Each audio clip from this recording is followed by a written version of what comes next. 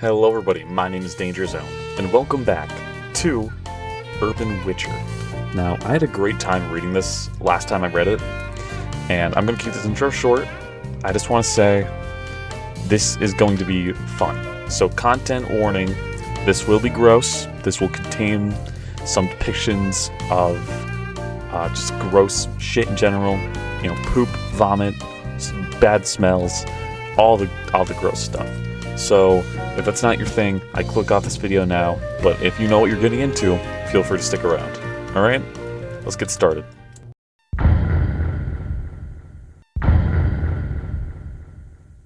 Be me, a witcher. Sustain myself on tendies. Mostly deal with creatures called neckbeards. Steal good boy point cards from them. I need supplies to keep hunting. Ran out of Chad decoction during the last encounter. 600-pound big boy with mommy home. Nearly died. Story for another time, .gif. Chads have a gland on top of their liver that delivers alpha hormones directly into the bloodstream. Need this in order to make Chad decoction with alchemy. Gland needs to be potent for it to be effective. Pass up many lesser Chads. I've found the one. Stock it for a while. Although there are many types of Chads, this Chad appears to be the focal point of a large group of Stacies, Roasties, and Jocks. Stacies all serve the Chads sexually. Roasties seek to overthrow the Stacies while befriending said Stacies, and Jocks feed off the Chad's leftover pussy like a pack of wild hyenas. In turn, they boost the Chad's ego, which fuels the magic that the alpha gland runs on. It's a simple, but aggressive ecosystem. Buy some tendies with my dwindling good boy points supply. I set my plan into motion. Have to isolate the Chad. Make a fake Instagram profile. Load it with pictures of an attractive woman. Mess the Chad. It doesn't take long for it to reply. The larger Chad's ego is more dangerous, but it is easier to lure. Tell him we can meet at a sports bar and watch the sports ball game, and then bang. Mask my scent with Axe body spray to avoid detection. Go into the bar. Use the last of my good boy points card to get a drink. Applejuice.png. I'll lay in wait in a booth at the back. Although there aren't many women in here, I can smell the vaginas moistening in unison. The beast approaches. It enters the bar.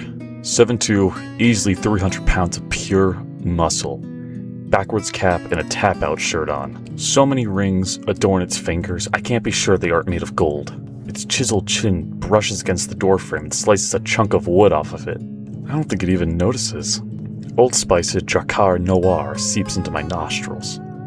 My Witcher physiology keeps a majority of the scent-induced fear at bay. The bar goes quiet from the sheer presence of this creature. Through some witchcraft, the music changes mid-song to dubstep. Something comes in behind it. The jocks start filing in, each one of them wearing a different jersey, all wearing flap-rimmed hats with these price stickers still on. One is wearing white socks with Nike sandals and basketball shorts. I managed to stifle the urge to vomit. They weren't supposed to be here. I'll have to improvise. The jocks get the permission nod from Chad and go sit at the bar. They do little without prior approval. The Chad sniffs the air. Its senses are keen. It's searching for the promised poo-tang. Millennia of apex predator evolution makes Chad a lethal foe. Men in the bar shift uncomfortably in their seats as Chad surveys the area. The women begin to bare their breasts as an offering. It huffs twice. I can sense anger beginning to build, engorging the alpha gland with its hormones. Its ego has been challenged. The jocks can smell the hormone change and are getting restless. They squirm and try to hide their envious erections from the women who are offering themselves to this exemplary specimen. I need to think fast before this monster starts killing the men and sexing the women. The Chad bellows. Bro, I think that bitch stood me up, bro. The jocks reply with a chattering chorus of subsequent bros of their own. They're distracted. Finish my apple juice. Throw my Samum firebomb at the bar. The alcohol catches fire and explodes. Jocks go flying. A few are on fire, and the others are stunned. The bartender is a smoking husk. I draw my sword. I leap on a table and sprint across the tabletops, attempt to close the distance between me and my prey. The Chad is more powerful than I anticipated. I underestimated its abilities. The beast notices me right away. In a single motion, it picks up a nearby man with one arm and throws him at me. I take the hit directly to the chest and fly back across the bar. The man dies on impact. People scream and chaos ensues. The sheer force of the throw has broken some of my ribs. It's hard to breathe, and I struggle to stand. The jocks are starting to recover. One charges at me with such reckless abandon that it drops its jewel. Meanwhile, another, still ablaze, tears the leg off a chair. What now, you piece of filth.jpg? Screaming its fantasy football stats from last year, the creature runs at me and wildly takes a swing. I'm able to counter this sloppy blow and cut down the beast with a two-handed slice. The sword sinks deep into its torso and cleaves it down to the hip. The body slides limply onto the floor, almost peaceful. I pull my sword out of its corpse and ready myself for the next attack. The patrons are beginning to run out of the bar in fear. They're clogging the back door in their panic. Escape is impossible now. The worst is yet to come. I didn't kill the Chad in time. It left out a mighty roar that breaks the remainder of the glass in the bar. Its massive 5-foot dick tears out of its cheeks. The girth is unbelievable. The Chad begins swinging it around, and one of the jocks gets too close. The jock's skull crumbles as the gargantuan peen slams into the wall. The remaining jocks know the fury of his cock and cower behind their patriarch, skittish and cowardly things. The jock charges, his skin cannon obliterating everything in sight. Splinters of wood from tables and chairs along with the viscera of the dead joins the smoke in the air. I swiftly load another bolt and fire directly into the Peebus. The bolt skitters across the van and bounces away. I'm hurting bad now. With great effort, I jump as high as I can before its death pipe can finish me for good. I miss its flesh spear but slam directly into the Chad's torso. The monster's love organ pierces the bricks, and the entire back wall explodes into the back alley. I soar through the air and land in a pile of rubble. Bodies of those who are trying to escape litter the ground. The Chad is unharmed.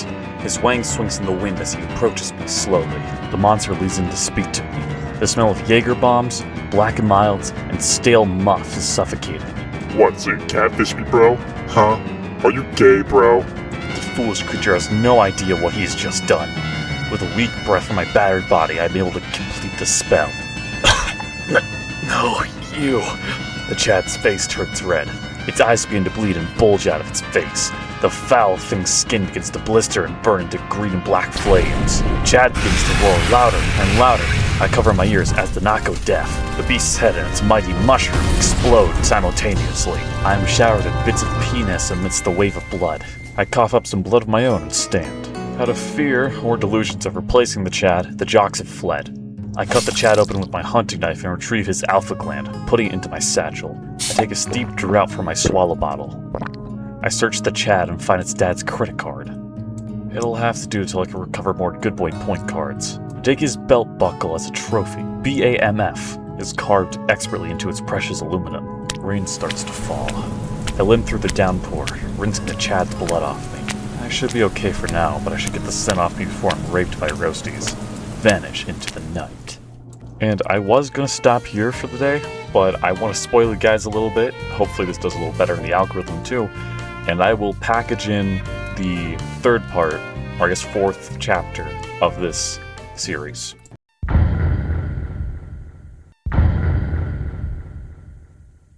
I choose to hunt on my own terms for the most part. While scoping out potential prey, I'm solicited by a local comic book shop owner. He says that a nester has been leaving its lair and troubling his magic tournaments with its tantrums.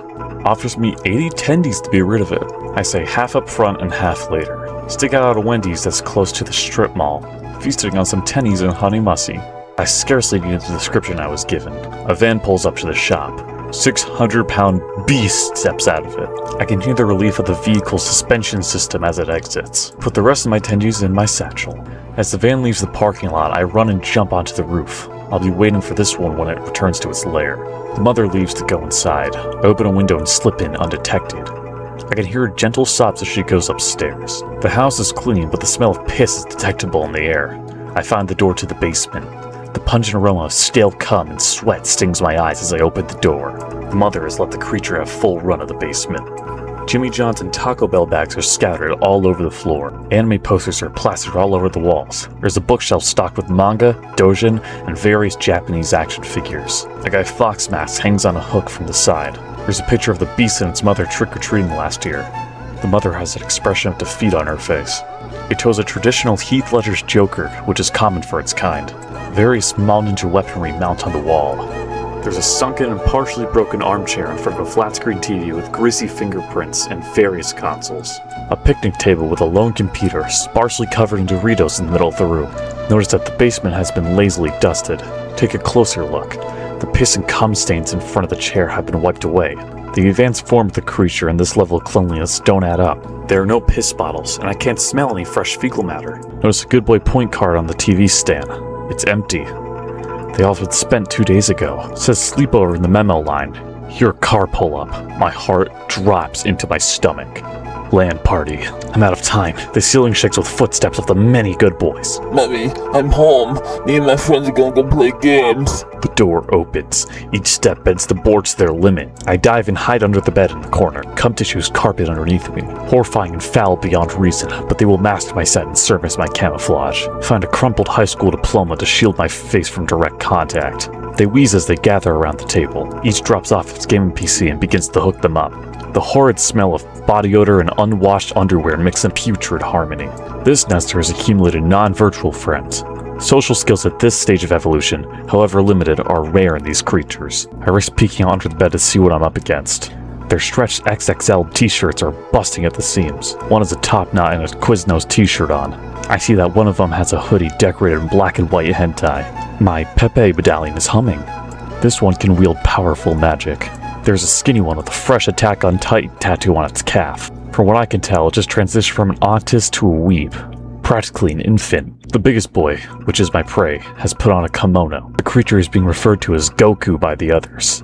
I cringe so hard it's painful. They're giggling and quoting JoJo's Bizarre Adventure.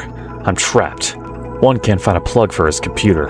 Goku says there's an outlet under its bed. I still myself as the smallest creature volunteers to find it and gets down to the ground. We lock eyes. Before it can react, I stab it in the face with my knife. Stuck and pulls from my hand as the creature thrashes on the ground. Confused noises come from the others. I roll out from under the bed. The caster begins to speak Japanese. Goku rushes to the wall of weaponry. Quiznos is trying to assess what's happening. I throw a moondust bomb at the caster. The silver shards pepper its flesh. Its magic is diminished, but it won't last long. Quiznos gains its bearings and rushes me. I jump using the bed to spring myself higher and smash the creature's face with my knee. Blood gushes from its broken nose. It falls backwards into the PCs. Monsters screech together at the loss of their only joy in life, their portal for both love and entertainment. Goku retrieves a spear from the wall. The caster is chanting again.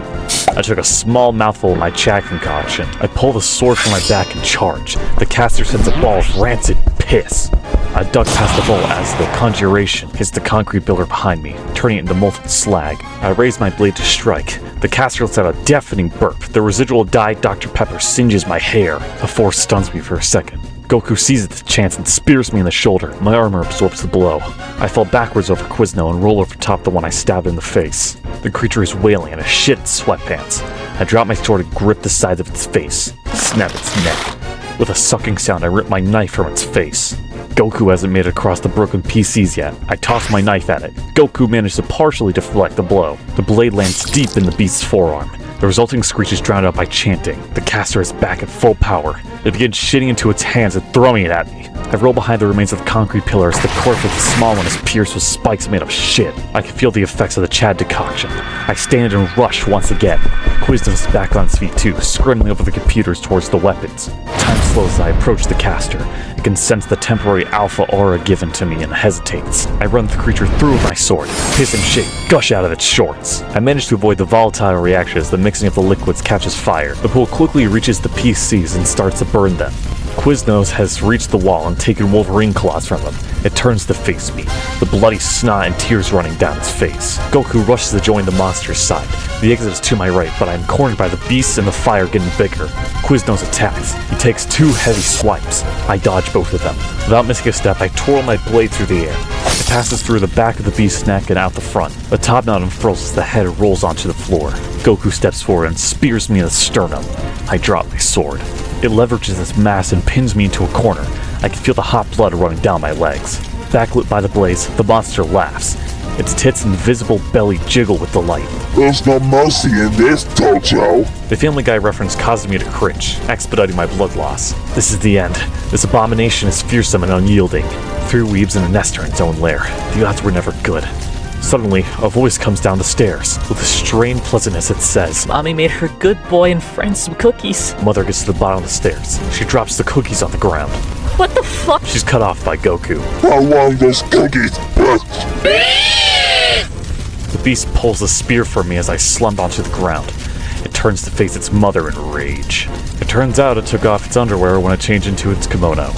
Hope this isn't the last thing I see, .png. The monster is brandishing the bloody spear wildly at its caretaker. This is my chance. I force myself to stand, keeping as much pressure on my chest as I can. I stumble over to the bookshelf and push it over. It falls into the fire. Goku goes pale.